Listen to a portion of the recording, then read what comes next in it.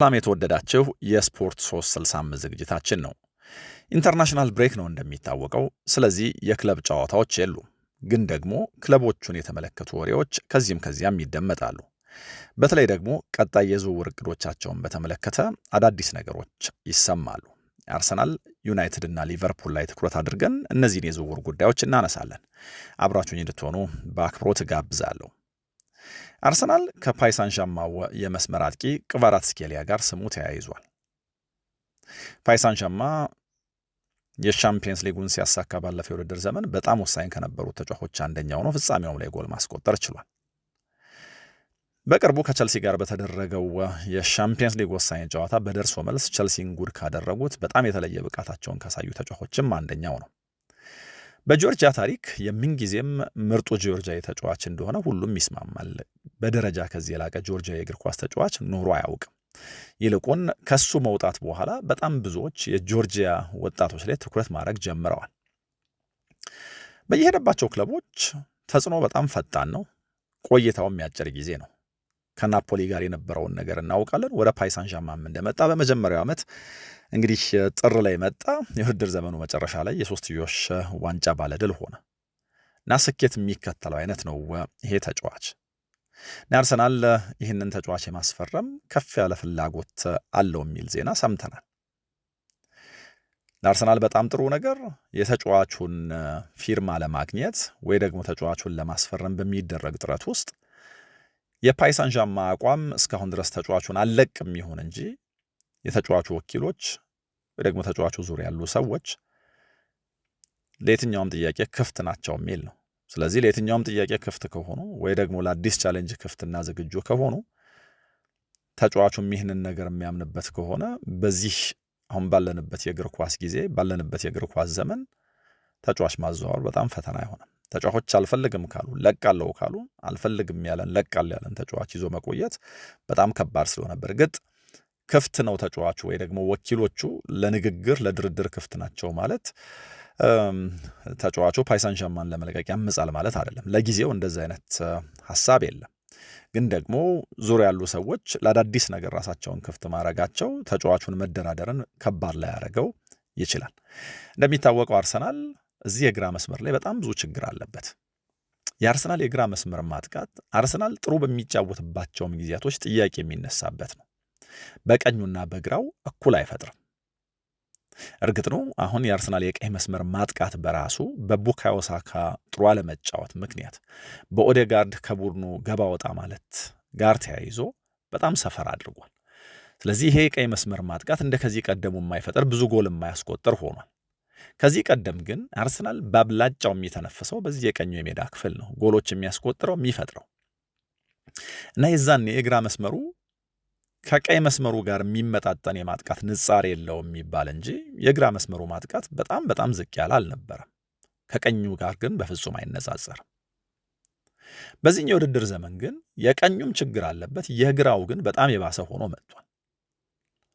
የውድድር ዘመኑን አርሰናል ሲጀምር ሊያንድሮ ትሮሳርድ ነበር የአርሰናል የግራ መስመር አጥቂ ሆኖ የሚጀምረው እና ትሮሳርድ ጥሩ ጊዜያት ነበሩት። ከዛ በኋላ ግን በጉዳት ወጣ ገባ ማለት ጀመረ። ከዛ በኋላ ጥሩ ፎርም ላይ ትሮሳርድን ማግኘት አልተቻለም። ጎሎች የሚያስቆጥረው የጎል ኳስ የሚሰጠው ትልልቅ ጨዋታዎችን የሚወስነው ቤልጂየማዊ ተጫዋች ደብዛው ጠፍቷል። በመሃል ማርቲኔሊ የራሱ የመጫወቻ ጊዜ ነበረው። በሻምፒየንስ ሊግ እና በፕሪሚየር ሊግ የተለያየ አይነት አቋም ያሳየ እንጂ እንደ ሻምፒየንስ ሊግ ፐርፎርማንሱን በተለየ መንገድ ነው ልናየው የሚገባም በዚህ ውድድር ዘመን ከፕሮዳክቲቪቲው ከጎሎቹ አንጻር። ግን በጥቅሉ በፕሪሚየር ሊጉ ባሳየው ደካማ አቋም ማርቲኔሊም ቢሆን ይህንን የግራ መስመር በሚገባ መምራት አልቻለም። ከዛ አሰልጣኙ ኤዜን ደግሞ እዚህ ጋር ሞክረው ኤዜም እዚህ ቦታ ላይ ተሞክሮ በፍጹም ያልተሳካ መሆኑ ታይቷል። ከዛ በኋላ በተፈጥሮ የግራ እግሩ እዛ ቦታ ላይ እንዲጫወት ማዱኬን የመጣው። እነዚህ ሁሉ ተጫዋቾች ተፈራርቀው ግን የአርሰናል የግራ መስመር በሚገባ የሚፈጥር ጎል የሚያስቆጥር መሆን አልቻለም። ስለዚህ አርሰናል ለትልልቅ ነገሮች መፎካከር ካለበት ይህንን የግራ መስመር አፕግሬድ ማድረግ ይኖርበታል፣ ወይ ደግሞ የእነዚህ ተጫዋቾች አቅም ማደግ ይኖርበታል። እነዚህ ተጫዋቾች በተለየ መንገድ ፐርፎርም ሊያደርጉ የሚችሉበት ፕላትፎርም የግድ ያስፈልጋል። በአጫዋት ባህሪ ሊሆን ይችላል፣ በሚሰጣቸው ሮል ሊሆን ይችላል፣ ወይ ደግሞ ከኋላ ካሉ ተጣማሪዎቻቸው ጋር በሚፈጥሩት ጥምረት። እንግዲህ ለጊዜው ይህንን ማድረግ የተቻለ አይመስልም። ስለዚህ ይህንን የግራ መስመር ማጥቃት የተሻለ ለማድረግ ወደ ገበያ መውጣት አማራጭ ነው ተብሎ ይታሰባል። ክቫራትስኬሊያ የታሰበው ለዚህ ነው። ለነገሩ የግራ መስመሩ የማጥቃት ጉዳይ ሲነሳ የግራ መስመር ተከላካያቸውንም ጉዳይ ማንሳት በጣም ተገቢ ነው። የውድድር ዘመኑን ሲጀምሩ በካላፊዮሪ ነው የጀመሩት። በሚዋለል ሚና ተጋጣሚን ግራ የሚያጋባ የሆነ ቀን 10 ቁጥር መስሎ የ10 ቁጥር ቦታ ላይ የሚገኝ ፖዚሽናሊ ሮቴት እያደረገ ለቡድን አጋሮቹ ክፍተት የሚፈጥር ጎሎችም ሊያስቆጥር የሚችል አደገኛ ሹቶች ወደ ጎል ሲመታ ሹት ሲያደርግ የምናየው ተጫዋች ሆኖ ነበር የጀመረው እና ይሄ የአርሰናልን የግራ መስመር ማጥቃት ብቻ ሳይሆን በአጠቃላይ የአርሰናልን የማጥቃት እንቅስቃሴ የማይገመትና አደገኛ ያደርገዋል። ራሱ ካላፊዮሪ ግን በጉዳት ምክንያት እዚህ ቡድን ውስጥ ገባ ወጣ በማለት ቡድኑ ሲፈልገው እያገኘው አልነበረም እና በዚህ መሃል ደግሞ አርሰናል ጨዋታዎችን እንኳን እያሸነፈ ቢመጣ አንድም በተጋጣሚዎቹ ከዛ ደግሞ በጉዳትና ራሱ በአንዳንድ አጋጣሚዎች በመረጠው አፕሮች ወይ ደግሞ የጎል ማሪጅኑን በጨዋታዎች ማስፋት ባለመቻል ምክንያት በተመረጠ ጥንቃቄ ከካላፊዮሪ ይልቅ ሂንካፔን እዛ ቦታ ላይ ማሰለፍ ጀመረ አሰልጣኙ። የበለጠ ዲፌንሲቭ ሴኩሪቲ ይሰጠዋል፣ የመከላከል ሴኩሪቲውን የበለጠ ያጠናክርለታልና። ስለዚህ ካላፊዮሪ ጤናማ ሆኖ እንኳን እዛ ቦታ ላይ የማይሰለፍ ከሆነ ይሄ ግራ መስመር ማጥቃት አስቀድሞ በራሳቸው በመስመር አጥቂዎቹ ምክንያት ሲደመር ማጥቃቱን በማያግዝ ፉልባክ በጣም ተዳክሞ ታየ ማለት ነው። ስለዚህ ይህንን የግራ መስመር ጉዳይ በተለያየ መንገድ አድሬስ ማድረግ ያስፈልጋል። አንደኛ እዛ ቦታ ላይ የሚጫወተው የግራ መስመር ተጫዋች በጣም ጥሩ መሆን አለበት። አንደርላፕ የሚያደርግ ኦቨርላፕ እንደ ካላፊዮሪ በሚዋለል ሚና ይጫወት እንዴትም፣ ግን የቡድኑን ማጥቃት በተለየ መንገድ ማገዝ ይኖርበታል። ፉልባኩ እንደዚህ የሚጫወት ደግሞ ከሆነ ከፊት ለፊት ያለው የመስመር አጥቂ በአንድ ለአንድ አጋጣሚዎች የላቀ ሰብሮ እየገባ ሹት ማድረግ የሚችል ወይ ደግሞ መስመሩን ታኮ የሚሮጥ እንኳን አይነት ቢሆን ሳጥን ውስጥ ጊዜያቸውን የጠበቁ ተሻጋሪ ኳሶች የሚሰጥ መሆን አለበት። ከዚህ መነሻ ይመስላል እንግዲህ አርሰናል አይኑን ወደ ክቫራትስኬሊያ ያዞረው። አይኑን አዙሯል ማለት ዝውውሩ ይሳካል ማለት ነው ወይ? ግልጽ አይደለም። ያው የዝውውር ወሬዎች በተለያየ ጊዜ ይነሳሉ። ተፈጻሚ ሲሆኑ ብቻ ነው እርግጠኛ መሆን የሚቻለው። ለጊዜው ግን ከተጫዋቹ ጋር የአርሰናል ስም በጣም በተደጋጋሚ ስለተነሳ ነገሩን አጽንኦት ሰጥተን እንየው ብዬ ነው። አርሰናል በክረምቱ መግዛት ካለበት ግን መሸጥ ይኖርበታል። ከዚህ ከፕሮፊቴቢሊቲ እና ሰስቴኔቢሊቲ ሩል ጋር አብሮ መሄድ ይኖርበታል። ባለፈው ክረምት በጣም በርካታ ሲኒየር ተጫዋቾች አምጥቷል። በዛ ልክ ግን አልለቀቀም። ስለዚህ እንዲለቃቸው ኤክስፔክት የሚደረጉ ተጫዋቾች አሉ። የስኳድ ኦዲት ያስፈልገዋል። ይህም ይሆን ከሆነ ወደ ገበያ ወጥቶ ሊያስፈርማቸው ከሚሞክራቸው ተጫዋቾች አንደኛው ይሄ ይሆናል ማለት ነው። የግራ መስመሩ ጉዳይ ክቫራትስኬሊያ እንዴት ያለ ተጫዋች እንደሆነ እናውቃለን። ገና 25 ዓመቱ ነው። ዝውውሩን በእርግጥ ፓሪስ ሳን ዠርሜን ሊያወሳስቡት ይችሉ ይሆናል። በቅርቡ እሱ ራሱ በሰጠው አንድ ቃለ ምልልስ በጣም ተስማምቶኛል፣ ተመችቶኛል፣ የሆነ ቀን ከፓሪስ ሳን ዠርሜን የሚንጊዜም ትልልቅ ተጫዋቾች አንደኛው መሆን ነው የምፈልገው ብሎ ነበር። ግን በተጫዋቾች ህይወት ይህም ዋስትና አይሆንም። ቅድም እንዳልኩት ዙሪያው ባሉ ሰዎች የሆነ አይነት ክፍተት ወይ ደግሞ ተጫዋቹን በተመለከተ ለአዲስ አድቬንቸር ስለመዘጋጀት ሀሳባቸው ክፍት ነው። ስለዚህ ፈላጊው ክለብ ምን ያክል ኢንሲስት ያደርጋል፣ ምን ያክል ገንዘብ ያቀርባል የሚለው ነው ትልቁ ወሳኝ ነጥብና ተጫዋቹ ለአዲስ ቻሌንጅ ምን ያክል ዝግጁ ነው የሚለውን ማየት ነው።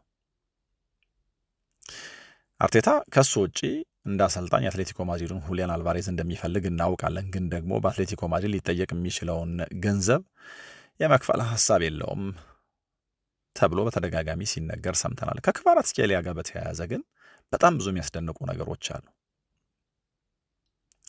እንግዲህ ወደ ናፖሊ ሲመጣ የወጣበት ገንዘብና ወደ ፓሪስ ሳን ዠርሜን ሲሄድ የተከፈለበት ገንዘብ ተጫዋቹ በአጭር ጊዜ ውስጥ ምን ያክል ፕሮፋይሉ እንዳደገ፣ ምን ያክል ለክለቦቹ ወሳኝ እንደነበረ ወይ ደግሞ በአጭር ጊዜ ውስጥ ራሱን ወደ ሱፐርስታርነት እንደለወጠ ያሳያል። ምክንያቱም በ9 ሚሊዮን ፓውንድ የመጣ ተጫዋች በ59 ሚሊዮን ፓውንድ ነው የተሸጠው። የ50 ሚሊዮን ፓውንድ ትርፍ ነበራቸው ናፖሊዎች ሲሸጡት። በአንድ ጊዜ ነው ተጫዋቹ የብዙዎቻችን ትኩረት ውስጥ የገባው። በተለይ ደግሞ ናፖሊ ውስጥ የፈጠረው ነገር በጣም በትልቁ ክቫራትስኬሊያ የሚለው ስም የብዙዎቻችን ጆሮ ጋር እንዲደርስ አድርጎታል። በጣም ጥሩ ቴክኒካል ተጫዋች ነው። በፈረንሳይ ሊግ ይህንን እያየን ነው። እንግዲህ በመጀመሪያ ዓመቱ ጃንዋሪ ላይ መጥቶ የሻምፒየንስ ሊጉን የሊገንና የፈረንሳይን ካፕ የፍሬንች ካፕን ማንሳት ችሏል እና ከናፖሊም ጋር በአጭር ቆይታ 2 የሴሪ ዋንጫዎች አንስቷል። ቲቢሊሲ ውስጥ ነው የተወለደው። የጆርጂያ የምንጊዜ ምርጡ ተጫዋች እንደሆነ ቅድም እንዳልኳችሁ ብዙ ሰዎች ይስማሙበታል። የቀኝ እግር ተጫዋች ነው። ከግራ መስመር ነው የሚነሳው። ሰብሮ እየገባ ጎሎች ያስቆጥራል። በጣም ጥሩ ድሪብል ማድረግ የሚችል ተጫዋች ነው እና ረዥም ዲስታንስ ኳስ እየገፋ የሚሄድ ምቾት አለው። በሴሪየው በመጀመሪያ ውድድር ዘመኑ ናፖሊ ሲጫወት በድሪብሊንግ ስኬቱ የሚበለጠው በራፋኤል ሊያዮ ብቻ ነው። ሊያዮ እንዴት አይነት አስደናቂ ድሪብለር እንደሆነ እናውቃለን። ፓሪስ ሳን ዠርማን ከተቀላቀለም በኋላ ይሄ ድሪብል የማድረግ ንጻሬውና ስኬቱ በጣም የሚያስደንቅ ነው። በጣም ግን የሚገርመው በጣም ብዙ ጊዜ የክቫራትስኬሊያ ድሪብሊንግ ለተጋጣሚዎቹ ከባድ የሚሆነው ወይ ደግሞ ተጋጣሚዎቹን የሚያመልጥበት አንድ ትሪክ ኳስ ድሪብል ለማድረግ ወይ ደግሞ ተጋጣሚዎቹን ድሪብል አድርጎ ለማለፍ ሙከራ የሚያደርገው በፍጹም ሳይጠበቅ ነው። ይሄ አኳኋኑ ወይ ደግሞ ይሄ እነሱ ቦዲ ሼፕ የሚሉት የሰውነት ቅርጹ ሁኔታው ድሪብል አድርጎ ለማለፍ ያሰበ አይመስልም። በድንገት ግን የሆነ ስቴቲክ ፖዚሽን ላይ የነበረው እንቅስቃሴ ውስጥ ያለ የማይመስለው ተጫዋች ኳሱን እየገፋ ወደ አደገኛ ቦታዎች ይሄዳል እና ደግሞ ተጋጣሚዎቹ እስኪቀርቡት የሚጠብቅ አይነት ነው። ተጋጣሚዎቹ ከቀረቡት በኋላ ፈጣን ነው እንዳልኩት፣ የድሪብሊንግ ስኬቱ በጣም የሚያስደንቅ ነው። ስለዚህ የአንድ ለአንድ አጋጣሚዎች በመፍጠር ተጋጣሚዎቹን ጥሏቸው ይሄዳል። ከጊዜ ወደ ጊዜ እየገነባ የመጣው ሰውነት ጥንካሬ እያላበሰውም ጭምር መጥቷል እና በጠባብ ቦታዎች ድሪብል ማድረግ የሚችል ነው። በተለይ ደግሞ ለሳጥኑ ቀርቦ ያው በጣም አጫጭር እና ፈጣን ንክኪዎች በማድረግ ተጋጣሚዎቹን ያልፋል። እንደዚህ በማድረግ ጎሎች ሲያስቆጥር አይተኗል፣ ሲፈጥር አይተኗል እና በጣም አደገኛ ተጫዋች ነው። ከተለያዩ አቅጣጫዎች ለናፖሊም ሆነ ለፒኤስጂ ለጎሎችና ለአሲስቶች መገኘት ምክንያት ሆኗል። ከኋላ መሮጥም ይችልበታል እና የሩቁን ቋሚ በማጥቃት በጣም ቀላል የሚባሉ ጎሎችም ሲያስቆጥር እናያለን። ግን ደግሞ አብዛኞቹ ጎሎቹ ሲቆጠሩ የምናየው ድሪብል እያደረገ ለተጋጣሚ ሳጥን ከቀረበ በኋላ ነው እና በዚህ የድሪብሊንግ ስኬቱ እንዳልኩት ይፈጥራል፣ ጎሎች ያስቆጥራል እና በጣም የሚያስደንቅ ቴክኒክ ነው ያለው። ሹትም ሲያደርግ በጣም የተዋጣለት ተጫዋች ነው እና ከዚህ የግራ መስመር እየተነሳ በሉዊስ ኤንሪኬ ስር ፓሪስ ሳን ዠርማን ውስጥ በጣም አደገኛ ተጫዋች ደግሞ ሆኗል። ፓሪስ ሳን ዠርማን እንደ ቡድን እንግዲህ ኳሱን ዶሚኔት አድርጎ የሚጫወት ወይ ደግሞ ኳሱን ተቋጥሮ የሚጫወት ቡድን እንደሆነ እናውቃለን። ስለዚህ በጣም ብዙ ጊዜ የሚገጥመው ፓሪስ ሳን ዠርማን ወደ ኋላ በጣም ያፈገፈጉና ኦርጋናይዝድ ሆነው የሚከላከሉ ቡድኖችን ነው፣ በሎ ብሎክ የሚጫወቱ ቡድኖችን ነው። አርሰናል በዚህ ውድድር ዘመን ትልቁ ችግሩ ይሄ ነው። እንደዚህ ያለ የመከላከል አደረጃጀት ያላቸው ቡድኖች ሲገጥም ለማስከፈት የሚሆን ልህቀት ማጣት ማለት ነው እና ክቫራትስኬሊያ ለእንደዚህ አይነት አጫወት እንግዲህ ፓሪስ ሳን ዠርማን ውስጥ እየተጫወተ የበለጠ ለማዳ ሆኗል። ስለዚህ ቡድኖች ወደ ኋላ ፍግፍገው ቢጫወቱ በጠባብ ቦታ የሆነ ነገር ማድረግ የሚችል ተጫዋች ይሆናል ማለት ነው ለአርሰናል ተሳክቶላቸው የሚያመጡት ከሆነ። ሌላኛው በሽግግር ደግሞ ያለው ፍጥነት ነው። ቡድኑ ከመከላከል ወደ ማጥቃት በሚያደርገው ሽግግር ውስጥ በጣም ፈጣን ነው። እንደ ኦስማን ዴምቤሌ፣ ባርኮላ እና ዱዌ አይነት ተጫዋቾች የሚያደርጉትን ሁሉ ያደርጋል። ግን ደግሞ ይሄ ብቻ አይደለም የሚያስደንቀው፣ የቡድኑን መከላከል የማገዙ ጉዳይ ነው። ዴምቤሌ በባህሪው እንግዲህ የዚህ ቡድን ውስጥ የኤንሪኬ ቡድን ውስጥ ዴምቤሌ ዋነኛው አጥቂ ነው እና ግን ይሄ አይነተኛ አውት ኤንድ አውት ሴንተር ፎርዋርድ ስላልሆነ ብዙ ጊዜ ወደ መሃል ወደ ጥልቅ ሩጫዎች ያደርጋል። ስለዚህ የአማካይ ክፍሉን ሌየር ይጨምራል፣ ቁጥር ይጨምራል፣ ቡድኑ ኑሜሪካል አድቫንቴጅ እንዲኖረው ያደርጋል እና እንደዚህ ባለው ጊዜ ዴምቤሌ ትቶት የሄደውን ቦታ እንደ አይነተኛ አጥቂ የክቫራትስኬሊያ ሲረከበው ሲጫወትበት አይተን እናውቃለን። ሮናልዶን እየወደደን ያደገው በጣም በብዙ ምሳሌ የሚያደርገው ሮናልዶን ነው። ከሜዳ ውጭ ያለው ህይወት በጣም የሚያስደንቅ ነው። በጣም ሎ ፕሮፋይል ነው። ብዙ የተንቆጠቆጠ ነገር የሚወድ አይነት አይደለም። በዚህ ውድድር ዘመን በሻምፒየንስ ሊጉ ያለው ኮንትሪቢዩሽን በጣም ያስደንቃል። ቅድም እንዳልኳቸው በናፖሊ ደጋፊዎች በጣም የሚወደድ ነበር። እንደውም ክቫራትስኬሊያ የሚለውን ስም ምናልባት ታስታውሱት እንደሆነ አላውቅም፣ ክቫራዶና ብለው ቀይረውት ነበር። ያው ማራዶና ሌጀንዳቸው ነው እና ክቫራዶና ብለው እንደው የፈጠረውን ተጽዕኖ በተመለከተ የተለየ ውዳሴ ሰጥተውት ነበር እና ናፖሊ ውስጥም በሚመራ ህይወት ዘይቤ በጣም ይወደዳል። ለቤተሰቦቹ በጣም የቀረበ አሁንም ድረስ ቤተሰቦቹን የሚሰማ ነው። ወደ ቲብሊሲ ሲሄድ አሁንም ቤተሰቦቹ እንግዲህ አባቱ እግር ኳስ ተጫዋች ነበሩ። ለዳይናሞ ቲብሊሲ ተጫውተዋል። እሱ ለተጫወተበት ክለብ እንግዲህ መነሻቸው አዘርባጃን ነው አባትየው እና ጆርጂያ ውስጥ እንግዲህ ሲኖሩ አስቀድመው የሚኖሩበት ቤት ውስጥ ነው አሁንም የሚኖሩት እና የልጃቸውን ዝነኛ መሆን ተከትሎ የተለየ ቅንጡ አኗኗር አልመረጡም እና እሱም ቢሆን ቤቱ አሁን በጣም በተለዩ ቅንጡ እቃዎች የተሞላ አይደለም የአባቴ እናቱ ቤት እና ወደ ቲብሊሲ ሲሄድ አሁንም ያኔ ያድርበት የነበረው ያኔ የተኛበት የነበረው ክፍል ውስጥ ነው የሚተኛው የሚል ነገር አይቼ በጣም ተገርሜያለሁ። እዛ ትንሽ መኝታ ቤት ውስጥ ማለት ነው እና እዛች ትንሽ መኝታ ቤት ውስጥ አንድ የኮምፒውተር ጠረጴዛና ኪቦርድ አለ፣ ትልልቅ ሄድፎኖች አሉ። ስለዚህ ወደ ሀገሩ ሲሄድ እዛ ክፍል ውስጥ ፕሌይስቴሽን ይጫወታል እና ዓለሙ ጠባብ ነው። እዛች ውስጥ መኖር ነው የሚወደው። 2001 የካቲት ወር ላይ ነው የተወለደው። ገና ከልጅነቱ ጀምሮ ለትልቅነት የታጨ ነው። ግን ደግሞ ሁሉ ነገሩ በጣም ፈጣን ያስደንቃል። ከዳይናሞ ቲብሊሲ አካዳሚ ተገኘ። በ16 ዓመቱ ተጫወተ። ከዛ በኋላ ወደ ሎኮሞቲቭ ሞስኮ ሄደ። በጣም ትልቅ ክፍያ ያገኘው እዛ ነው እና ይሄ ትልቅ ክፍያ ግን በጣም የሚያስደንቅ ነገር ነው ለቤተሰቡ ይዞ የመጣው የአባቱን ሕይወት ያዳነበትን የልብ ቀዶ ጥገና ማድረግ አስቻለው እና ስለዚህ በትልቅ ደሞዙ የአባቱን ሕይወት ታደገ ማለት ነው። ከዛ በኋላ እንግዲህ ወደ ከሎኮሞቲቭ ሞስኮ ጋር የራሻን ካፕ ዋንጫ አነሳ። 18 ዓመቱ ነው። ወጣት የሊጉ ኮከብ ተጫዋች ተብሎ ተመረጠ። ከዛ ወደ ሩቤን ካዛን ሄደ። ከዛ ግን ሩሲያ ዩክሬንን ስትወር ፊፋ ዩክሬን ውስጥ ለሚጫወቱ ወይ ደግሞ ራሻ ውስጥ ለሚጫወቱ ተጫዋቾች አንድ አዲስ ሕግ አወጣ። ራሻ ውስጥ እየተጫወቱ ያሉ የሌላ ሀገር ዜጎች ተጫዋቾች ኮንትራታቸውን በራሳቸው ጊዜ ቀደው ለፈለጉት ክለብ መፈረም ይችላሉ የሚል አዲስ ደንብ ይዞ መጣ እና የውድድር ዘመኑ መሀል ላይ ስለነበር የተቋረጠው ወደ ዳይናሞ ባቱሚ ሄደው ወደ ሀገሩ ተመለሶ ማለት ነው እና ያኔ ባቱሚ ውስጥ እሱን ለማየት በቃ ስቴዲየሞች ቦታ አልነበራቸው፣ በጣም ይጨናነቁ ነበር እና በጣም በቶሎ ናፖሊ ተጫዋቹን አየው፣ አስፈረመው። 9.5 ሚሊዮን ፓውንድ ብቻ ነበር ያወጣው። በፍጹም ካልተጠበቀ ምንጭ የመጣው ተጫዋች ከ33 ዓመት ምናምን በኋላ ያንን የዋንጫ ረሃብ አስታገሰ። ክቫራዶና የሚለው ስም ከዛ በኋላ ነው የተሰጠው። እንግዲህ ለፓይሳን ሻማ የተጫወተ የመጀመሪያው ጆርጂያዊ ነው። አሁን የጆርጂያ እግር ኳስ በጣም በተለየ መንገድ ተነቃቅቷል። ቀጥተኛ ማጥቃትን ብቻ ማዕከል ያደረገ አጫወት የሚጫወት ድሪብለር ነው። በጠባብ ቦታዎች ምን መፍጠር እንዳለበት በሚገባ የሚያውቅ፣ ያው ኢንዲቪጁዋሊ እንዲሻሻል በጣም ብዙ ቪዲዮ እያሳዩ አሰርተውታል። ኤክስፕሎሲቭ ሩጫዎች ያደርጋል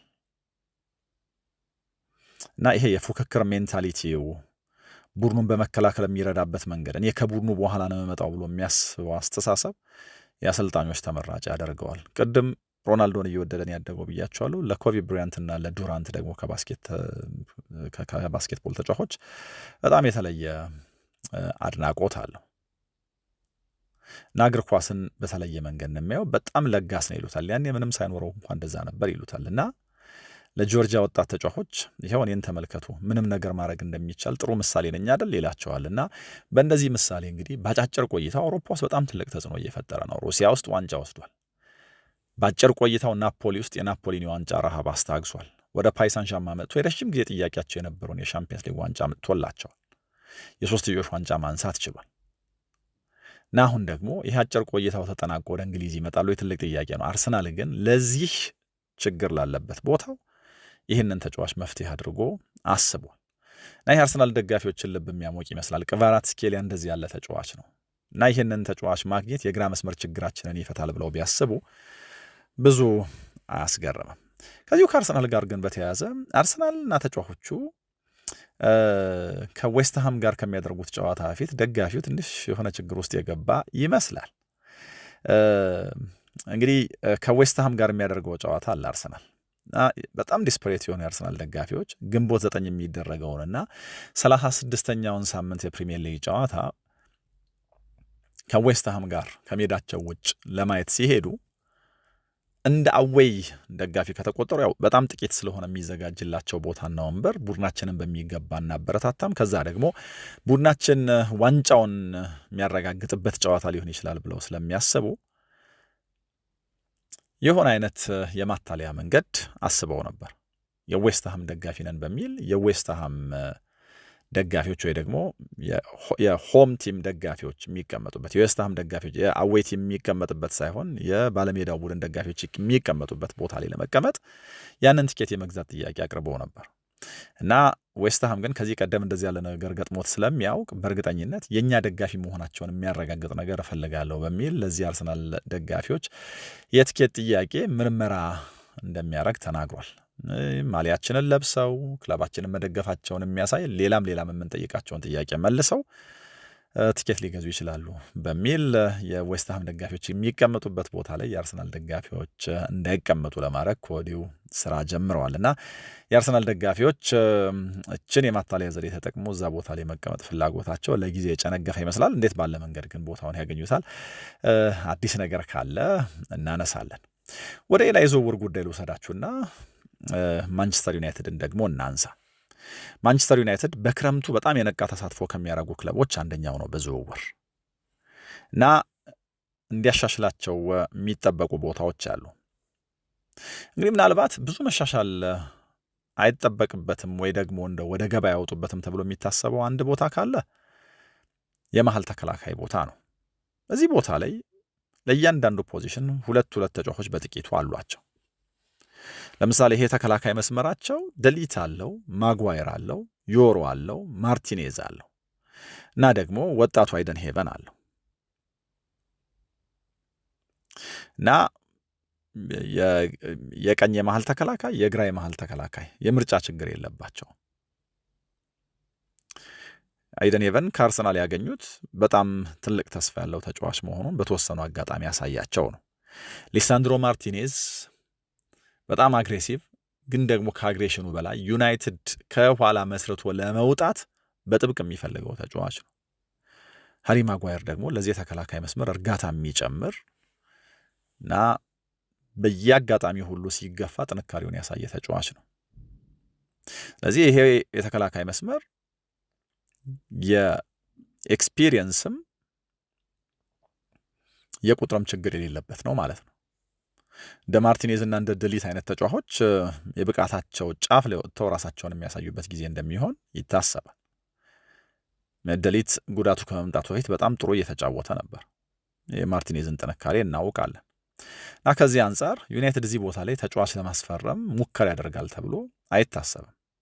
ያው ሃሪ ማጓየርን ለተጨማሪ ጊዜ በዩናይትድ ለማቆየት የኮንትራት ስምምነት ላይ ስለመደረሱ ወይ ደግሞ ስለመቃረባቸው ስንሰማ ነበር።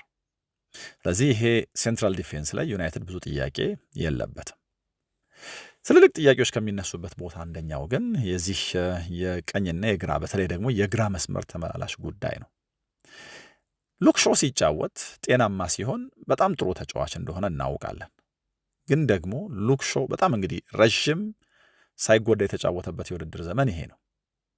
ሊሚቴሽኖች የሉበትም ማለት አይደለም። ተደጋጋሚ ጉዳትና ከጉዳት ጋር በእድሜ አንድ እየጨመሩ መምጣት እያሳጣ ያለው ነገር እንዳለ ሜዳ ላይ ይታያል። ግን በጣም ግሩም ተጫዋች ነው ለዩናይትድ። ስለዚህ ሉክ ሾው ላይ መተማመን አይቻልም። አንደኛ የእስካሁኑ ጉዳት ሉክ ሾው እድሜው ለምሳሌ 20ዎቹ መጀመሪያ ላይ 20ዎቹ አጋማሽ ላይ እንኳን ቢሆን የደረሰበት የጉዳት መጠን 30ዎቹ አጋማሽ ላይ እንዳለ ተጫዋች ኮንሲደር እንድናደርገው ያስገድደናል አንዳንድ ጊዜ። ስለዚህ እንደ ሌሎቹ ተጫዋቾች እስከ 40 እንዲጫወት ኤክስፔክት አናረግም። ለቦታው ፉክክር የሚሰጠው ወይ ደግሞ ከሱ የተሻለ ሊጫወት የሚችል ተጫዋች ያስፈልጋል። ስለዚህ ዩናይትድ እዚህ የግራ መስመር ላይ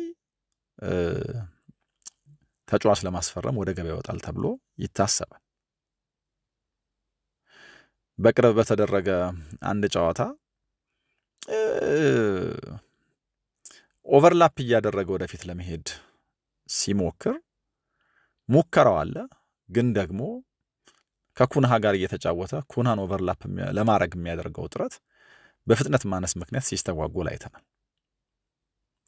ኩንሃ የበለጠ ፈጣን ነው፣ በእድሜ ለጋ ነው እና ሐሳቡ ሉክሾው ኩንሃን ኦቨርላፕ አድርጎት አማራጭ መፍጠር ነው ለኩንሃ። ግን ደግሞ ኩንሃን ኦቨርላፕ የሚያደርግበት ፍጥነት እያጣ ሲቸገር አይተነዋል በተደጋጋሚ እና ለሚቀጥለው የውድድር ዘመን ከዚህ አንጻር ዩናይትድ እዚህ ቦታ ላይ ተጫዋች ይፈልጋል እና ወደ ገበያ ይወጣል ተብሎ ይታሰባል። ከፕሪሚየር ሊጉ ጥሩ ሌፍት ባኮች መካከል አንደኛው ነው በቀኑ ሲጫወት። ግን ቅድም እንዳልኩት የጉዳትን ጉዳይ በደንብ ታሳቢ ማድረግ ይኖርብናል። እዚህ ቦታ ላይ እንግዲህ ዶርጉን በቋሚነት ያጫውቱታል ወይ? አድቫንስድ ሚና ተሰጥቶት ሲጫወት ነው ዶርጉ ጥሩ ሆኖ ያየ ነው። ዶርጉን እንደ አማራጭ የሚያስቡት ከሆነ ወደ ገበያ ላይ ወጡ ይችላሉ። አሁን ባለው መረጃ ግን ዩናይትድ እዚህ ቦታ ላይ ወደ ገበያ ሊወጣ ይችላል ተብሎ ይታሰባል። ምክንያቱም ማላሲያ አሁን ባለው ሁኔታ ለፕሪሚየር ሊጉ ይመጥናል ተብሎ አይታሰብም፣ ወይ ደግሞ ደረጃው ከፕሪሚየር ሊጉ ዝቅ ብሏል። ጉዳት የፈጠረበት ችግር ነው። በውሰት ሃሪያማስን ሰጥተውታል።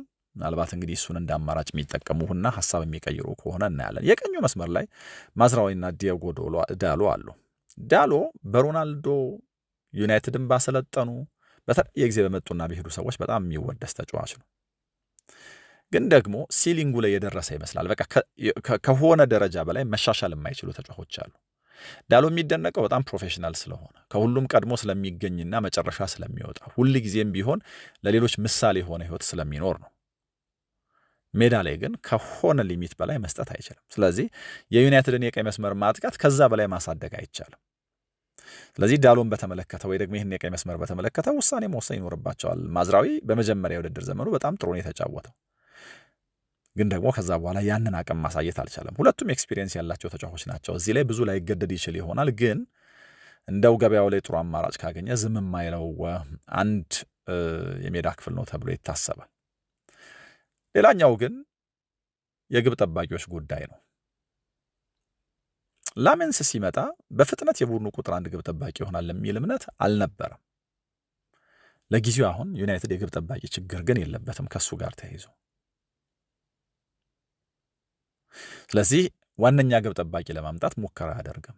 ግን ከግብ ጠባቂዎች ጋር ተያይዞ ጥያቄ ይፈጠርበታል። አንደኛ ኦናና ይመለሳል ከውሰት እና አልታይ በይነድር እዚህ ቡድን ውስጥ አለ። በይነድር የመጫወቻ ጊዜ ለማግኘት በጥር ልቀቁኝ ብሎ ነበር። ስለዚህ የእነዚህን ግብ ጠባቂዎች ጉዳይ እንዴት ያደርጋሉ? ኦናና ለቦታይ እፎካከራለሁ ምናምን ሲል ሰምተነዋል ተመልሶ። ስለዚህ የእነዚህ ተጫዋቾች የመቆየት ያለመቆየት ጉዳይ አንደኛ ወሳኝ ነው። ከዛ ደግሞ ያው ሲጫወት ማናየው ግን ደግሞ ለቁጥር ተብሎ የተያዘው ቶሚተን የሚባለው አንጋፋ ግብ ጠባቂ ኮንትራቱ አልቋል። እንግዲህ ተጨማሪ ኮንትራት ያስፈርሙታል ወይ አናውቅም። እና በውሰት የሰጡት ራዴክ ቪቴክ የሚባል ከብሪስቶል ሲቲ ጋር በጣም ጥሩ ሲዝን እያሳለፈ ያለው ወጣት ግብ ጠባቂም አላቸው። የሆነ ሆኖ ግን እንደው ራዴክ ቪቴክ ሁለተኛ ግብ ጠባቂያችን ይሆናል ብለው ካላመኑ በስተቀር በኦናና በቤነድር በቶሚተን ጉዳይ የተለየ ውሳኔ ማሳለፍ ይኖርባቸዋል። ስለዚህ የዩናይትድ ትልቁ ጥያቄ እነዚህን ተጫዋቾች የሚለቅ ከሆነ ማን ነው ሁለተኛ ግብ ጠባቂ የሚሆነው የሚል ነው። ሌላኛው ከአማካይ ክፍሉ ጋር ተያይዞ የሚነሳ ጥያቄ ነው፣ ምንም ድርድር የሌለው። ካሲሚሮ ይለቃል፣ ካሲሚሮ መተካት ይኖርበታል። የኡጋርቴ የክለብ ውስጥ የመቆየት ጉዳይ አጠራጣሪ ነው። ስለዚህ ከኡጋርቴ ደረጃ የተሻለ ተጫዋች ያስፈልጋቸዋል። አዳም ዋርተን፣ ኤሊየት ከኖቲንግሃም ፎረስት ስማቸው ከዩናይትድ ጋር ከተያዘ ተጫዋቾች መካከል ናቸው። ሳንድሮ ቶናሊ፣ ብሩኖ ጊማሬሽ ከኒውካስል እዚህ ቦታ ላይ ስማቸው ተነስቷል። እና ደግሞ ባሌባ ከብራይተን ሌላ ስሙ የተነሳ ተጫዋች ነው። ከነዚህ መካከል ማንን ያስፈርማሉ? ትልቁ ጥያቄ ነው። ትልቁ ፕራዮሪቲያቸው እንደውም ይሄ የአማካይ ክፍል ነው። ለረዥም ጊዜ ሳይመለስ የቆየ ጥያቄ ስለሆነ ማለት ነው። ሌላ ግን ከዝውውር ጋር ትላንትና ዛሬ ሲናፈስ ያየሁት ጉዳይ የክርስቲያኖ ሮናልዶ የመጀመሪያ ልጅ ሮናልዶ ጁኒየር የማድሪድን አካዳሚ ሊቀላቀል ስለመሆኑ ተሰምቷል። የሪያል ማድሪድ አካዳሚ ውስጥ ልምምድ ሲሰራ ታይቷል። እንግዲህ ሀሳቡ ከሪያል ማድሪድ የ16 ዓመታት በታች ቡድን ጋር አብሮ መስራት ነው። ለአልናስር አካዳሚ ነው ሲጫወት የቆየው። ታህሳስ 2022 አባቱ ከፈረመ ጊዜ ጀምሮ ለዛ ክለብ ሲጫወት ቆይቷል። አሁን ግን በትክክል ደረጃው በላቀ እንደ ማድሪድ ባለ አባቱ ታሪክ በሰራበት ክለብ እንዲጫወት ታስቦ ወደ ማድሪድ ተወስዷል። እንግዲህ ማድሪድ ውስጥ 450 ጎሎች አስቆጥሯል ሮናልዶ በ438 ጨዋታዎች በ9 ዓመት ቆይተው። የሻምፒየንስ ሊግን 4 ጊዜ አንስቷል። 2 የላሊጋ ዋንጫዎችና የኮፓ ዴል ሬይን 2 ጊዜ አሳክቷል። እና የሱን ታሪክ እንዲደግም በማሰብ እንግዲህ ማድሪድ ውስጥ ልጁን ሊያስፈርሙት ይችላሉ። ከዚህ ቀደም ሮናልዶ ለአጭር ጊዜ ዩናይትድ ውስጥ ሲቆይ ዩናይትድ ውስጥ ቆይቷል። ዩቬንቱስ ውስጥ ሲጫወት የዩቬንቱስ አካዳሚ ውስጥ ነበር። ወደ አልናስርም ሲሄድ እዚሁ አልናስር አካዳሚ ውስጥ። የአሜሪካ ውስጥ ነው የተወለደው። ቢመርጥ ለአሜሪካ መጫወት ይችላል፣ ግን ደግሞ ለፖርቹጋል ወጣት ቡድን ባለፈው ዓመት ግንቦት ላይ ተጠርቶ ሲጫወት አይተነዋል። አባቱ ከ2008 ጀምሮ የፖርቹጋልን ብሔራዊ ቡድን በአምበልነት ይመራል። የምንጊዜም ከፍተኛ ጎል አስቆጣሪ ነው እና አሁንም የፖርቹጋል እግር ኳስ ውስጥ ያልተዘጋ ምዕራፍ አለኝ ብሎ ነው የሚያስበው። እና ልጁ ደግሞ የእሱን ፈለግ በመከተል እንግዲህ ወደ ሪያል ማድሪድ ይሄዳል። የሪያል ማድሪድን አካዳሚ ተቀላቅሎ የሆነ ቀን እንደ ሮናልዶ በማድሪድ ነጩ ማሊያ ለመታየት ይሞክራል የሚል ነገር አይተናል። ሌላኛው ከዚህ ከመሐመድ ሳላህ ጋር የተያዘ ጉዳይ ነው። ሳላህ ወዴት ይሄዳል የሚለው መልቀቁን ካሳወቀ በኋላ ትልቁ ጥያቄ ነው እና የሜጀር ሊግ ሶከሩ ኮሚሽነር ዶን ጋርበር ወደ ሜጀር ሊግ ሶከር ቢመጣ ደስታችን ወሰን የለውም በሚል ለሳላህ የፈርምልን የናልን ግብዣ አቅርቧል። እንግዲህ ሳላህን በተመለከተ አሁን በትልቁ የሚባሉት 2 ምርጫዎች አሉ፣ የሳውዲ ፕሮ ሊግ እና የሜጀር ሊግ ሶከር። እኔ በእርግጥ ከዚህ ያለፈ ምርጫ አለው ብዬ ነው የማስበው። ምንም እንኳ የተጫዋቹ ውሳኔ ምን እንደሆነ ባይታወቅም ተጫዋቹ ስለ ራሱ የሚያስበው ምንድን ነው? ለምሳሌ አሁንም በሴሪያው በላሊጋው ተጽዕኖ መፍጠር እችላለሁ ብሎ የሚያስብ አይነት ከሆነ ወደ ሴሪያውም ወደ ላሊጋው መሄድ ይችላል ብዬ አምናለሁ። በተለይ ደግሞ ባርሴሎና በቅርብ ዓመታት ማድሪድም ቢሆን የፍሪ ኤጀንቶች ክለብ ነው፣ በነፃ ዝውውር ነው ተጫዋቾች የሚያስፈርመው እና ሊጉ እንደ እንግሊዝ ይሄ በጣም ከፍ ያለ አካል ብቃት ላይ የተመሰረተ እና ደግሞ የእንግሊዝ አይነት ኢንቴንሲቲ ያለውም አይደለም። ብዙ በእድሜ የገፉ ተጫዋቾች የሚጫወቱባቸው ሊጎች ናቸው የስፔን ላሊጋ እና የጣሊያን ሴሪ እና ሳላህ ስለ ሌቫንዶቭስኪ ስለነ ሮናልዶ በሚባለው ልክ ራሱን የሚጠብቅ እና እድሜውን የማይመጥን ወይ ደግሞ ከእድሜው ዝቅ ያለ ይሄ የሰውነት ውቅሩ ያለበት አካላዊ ሁኔታ ከእድሜው ጋር አብሮ መሄድ 20ዎቹ ውስጥ ያለ ወጣት የሰውነት ውቅር ነው ያለው። በዚህ ምክንያት እነዚህ ተጫዋቾች ካደረጉት ሊያደርገው ይችላል ተብሎ ይታሰባል። ለምሳሌ ባርሴሎና በጣም ጥሩ ዴስቲኔሽን ነው። ከዚህ ቀደም ሊቨርፑልን ለቆ ሊሄድ ይችላል። አዲስ ኮንትራት ካልፈረመ ማን ነው የሚወስደው ማን ነው የሚፈልገው ምናምን ሲባል ትኩረት ካደረጉበት ክለቦች አንደኛው ባርሴሎና ነበር። አሁን እንደዚህ አይነት ፍላጎት አለ ወይ? ዊዶን ነው። ተጫዋቹ ከፈለገ ግን በታሪክ አጋጣሚ ለእነዚህ ትልልቅ የስፔን ክለቦች የመጫወትን እድል አሁን አግኝቷል። ቢያንስ ለ2 ዓመት ተጽዕኖ ፈጣሪ ሆኖ መቀጠል የሚያስችል አቅም አለው። ወደ ሴሪያው ከሄደ ደግሞ የበለጠ እዚህ ቦታ ላይ መጫወት ይችላል። ለጊዜው ግን ከነዚህ የስፔን ክለቦች ወይ ደግሞ የሴሪያው ክለቦች ጋር ተጫዋቹን ከማያያዝ ይልቅ ከሜጀር ሊግ ሶከር ክለቦችና ከሳውዲ ፕሮ ሊግ ክለቦች ጋር ስሙ መያያዝ ጀምሯል። ሜሲ ወደ ኢንተር ማያሚ ከሄደ በኋላ በጣም የብዙ ተጫዋቾች ትኩረት ወደ ሜጀር ሊግ ሶከር ሆኗል። የዓለም ዋንጫ አሸናፊ ሮድሪጎ ደ ፓውል ሜሲን ተከትሎ ሄዷል። የእግር ኳስ ዘመን ማብቂያው ላይ ቢመስልም ሉዊስ ሱዋሬዝ ሜሲን ተከትሎታል። ሰን ሂዩንሚን እዛው ሜጀር ሊግ ሶከር ውስጥ ነው የሚጫወተው። ማርኮ ሪዮስ ሌላኛው ተጫዋች ነው። ቶማስ ሙለር እንደዚህ ባለ መንገድ ይነሳል። ሐሜስ ሮድሪጌዝ እሱ እንኳ በጣም ብዙ ጥያቄዎች ይነሱበት ነበር ክለብ ከማጣት ጋር፣ ግን ደግሞ ለአጭር ጊዜ ውል ፈርሞ ለሚኔሶታ ዩናይትድ ነው የሚጫወተው። ኦርላንዶ ሲቲ ደግሞ ግሬዝማንን ማስፈረሙን ለቀጣይ ውድድር ዘመን አሳውቋል። ስለዚህ ሳላ ወደ ሜጀር ሊግ ሶከር ቢሄድ እነዚህን ተጫዋቾች ይቀላቀላል ማለት ነው እና እያደገ የመጣውን ወይ ደግሞ ትኩረት እየሳበ የመጣውን የሜጀር ሊግ ሶከር እግር ኳስ ሊቀላቀል ይችላል እና ሌሎች በጣም ብዙ ፈላጊ ክለቦች አሉት ወደ ሜጀር ሊግ ሶከር የሚሄድ ከሆነ። አነጋጋሪ ወኪሉ ራሚ አባስ የሚጫወትበት አልተወሰነም ብሏል። ስለዚህ ተጫዋቹም እንደሚያስበው እስከ 39 እስከ 40 መጫወት እችላለሁ ብሎ ስለሆነ የሚያስበው እናያለን እንግዲህ አሁን በቶሎ ወዴት ይሄዳል በሚል። ወደ ሳውዲ ፕሮሊግስ የሚለው ነገር ከተነሳ ያው የሳውዲ ፕሮሊግ ክለቦች ተጫዋቹን ይፈልጉት እንደነበረ እናውቃለን። አሊታሃድ የሚባለው ክለብ ከዚህ ቀደም 150 ሚሊዮን ፓውንድ አቅርቦ ሊያስፈርመው ሞክሮ ነበር 2023 ላይ ግን ሊቨርፑል ለተጨማሪ 2 ዓመት ኮንትራት አስፈረመውና አቆየው። አሁን እንግዲህ ይሄ ከሆነ ከ3 ዓመት ምናምን በኋላ የሞሐመድ ሳላህ ጉዳይ ሲነሳ አሊታሃድ እንደ ካረም ቤንዜማ አይነት ትልቅ ተጫዋቹን በአል ሂላል ስለተነጠቀ የማስፈረም ፍላጎት ሊኖረው ይችላል፣ ወይ ደግሞ ራሱ አል ሂላልም ቢሆን ተጫዋቹን የማስፈረም ፍላጎት አለው። አልቃዲሳ የሚባልም ክለብ 47,000 ተመልካች የሚይዝ ስቴዲየም ሰርቷል። ማን እንደሚገባበት እንጃ፣ ግን ፍላጎት አለው የሚል ነገር ሰምተናል። እንደ ሌሎቹ ክለቦች በጣም ብዙ ደጋፊዎች ያሉት ወይ ደግሞ በደጋፊው ባህል የሚታወቅ አይደለም። ስለዚህ ሳላሁን ምንድን ነው የሚያስቀድመው?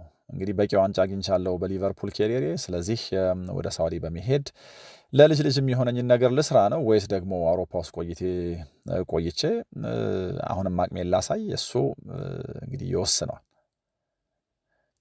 ወደ ሳውዲ መሄድን በተመለከተ በቅርቡ የአንዳንድ ተጫዋቾች ቤተሰቦች ቅሬታ ማሰማት ጀምረዋል። እዚህ ሚድል ኢስት ውስጥ ባለው ኮንፍሊክት ባለው ጦርነት ምክንያት።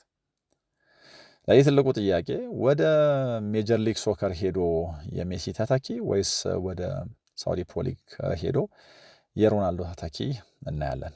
የአሜሪካ ካናዳና ሜክሲኮ የሚያዘጋጁት የዓለም ዋንጫ ሳላህ በአሜሪካ ሊታይ የሚችልበት የብሔራዊ ቡድን የመጨረሻ ምዕራፉ ነው። ግን ደግሞ ለተጨማሪ ዓመታት እንዲጫወት የሚያደርግ አቅም ልክ እንደ ክለቡ ሁሉ አለው ተብሎ ስለሚታመን በሩ አይዘጋበትም። ቺካጎ ፋየር የሚባለው ክለብ በቅርቡ ናይማር፣ ኬቪን ደብሮይነ፣ ሮበርት ሌቫንዶቭስኪ ምናምን አይነት ተጫዋች የማዘዋወር ፍላጎት አለው ሲባልም ልክ እንደዚሁ ሰምተናል። አንዳንዶች ግን እንደ በፕሪሚየር ሊግ ውስጥ የሆነ ፈላጊ ክለብ ቢኖረው በፕሪሚየር ሊግ ውስጥ ለምን አይቆይም የሚል ጥያቄ ሊያነሱ ይችላሉ። ለሊቨርፑል በዚህ ልክ የተጫወተ ተጫዋች አሁን ፕሪሚየር ሊግ ውስጥ የሆነ ክለብ ወፈር ቢያደርገው ይቆያል ማለት በጣም ከባድ ነው። ተጫዋቾች የቱ ጋር እንደሚታጠፉ ባይታወቅም በሊቨርፑል በጣም ያስደንቅ ጊዜ ነበር የነበረው እንደምናውቀው ሁል ጊዜም ሳላ። በዚህ ውድድር ዘመን ግን በ36 ጨዋታዎች 10 ጎል እና 9 አሲስቶች ብቻ ነው ያለው። ከዚህ በፊት በሳላህ 8 የሊቨርፑል የውድድር ዓመታት ሁሉ ከ23 ያነሰ የጎል መጠን ኖሮት አያውቅም እና በዚህ ውድድር ዘመን ሳላህ ምን ያክል ጎሎ እንደታየ የሚያሳይ ነው። ስለዚህ የሳላህም ጉዳይ ከመልቀቁ በላይ በቀጣዮቹ ጊዜያቶች ጥያቄ ሆኖ ይቀጥላል ማለት ነው። ሌላኛው የካሲሚሮ ጉዳይ ነው። ካሲሚሮ 34 ዓመቱ ነው። ዩናይትድ እንደሚለቅ ታውቋል። ለካሲሚሮ ዝውውር ኢንተር ማያሚና ሎስ አንጀለስ ጋላክሲ ይፎካከራሉ ተብሎ ይታሰባል። ከሜሲ ጋር ተጣምሮ የመጫወት ፍላጎት ካሲሚሮን ወደ ማያሚ ከወሰደው እናያለን። በእርግጥ ማስተካከል ያለባቸው ነገሮች አሉ። ያው የሜጀር ሊግ ሶከር ክለቦች እንግዲህ የሚጫወቱበትና ተጫዋች የሚያስፈርሙበትን ስኬጁል ከሌላው ዓለም ከአውሮፓ ጋር በማስተካከል የተሻለ ፕላትፎርም ለመፍጠር እየሞከረ ነው።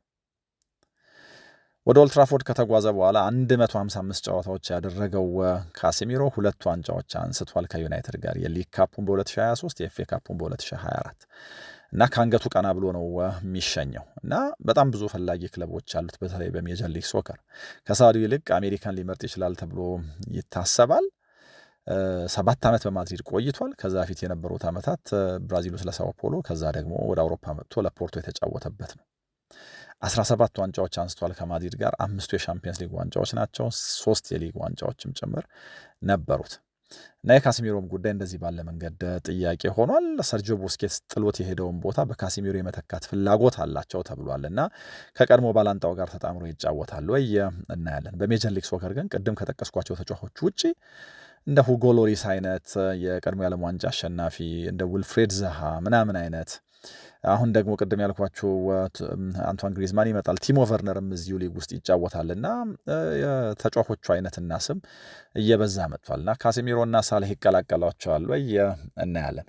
ከዝውውር ጋር የተያዙ ጉዳዮች እንግዲህ በርከት ብለው ከዚህም በኋላ መነሳታቸው አይቀርም። ተመልሰን እንመጣለን፣ እናነሳቸዋለን። እናንተ የትኛው ተጫዋች ክለባችሁን የበለጠ ያጠናክረዋል? ቅድም ከአርሰናል ጋር አያይዘ ያነሳ ነው የክቫራትስኬሊያ ጉዳይ ከዩናይትድም ጋር ተያይዞ የትኛው ቦታ ላይ ተጫዋች ያስፈርም የሚለው ጥያቄ ልትመልሱት ትችላላችሁ። አብራችሁኝ ስለነበራችሁ ምስጋና የላቀ ነው። ሰላም ሁኑ።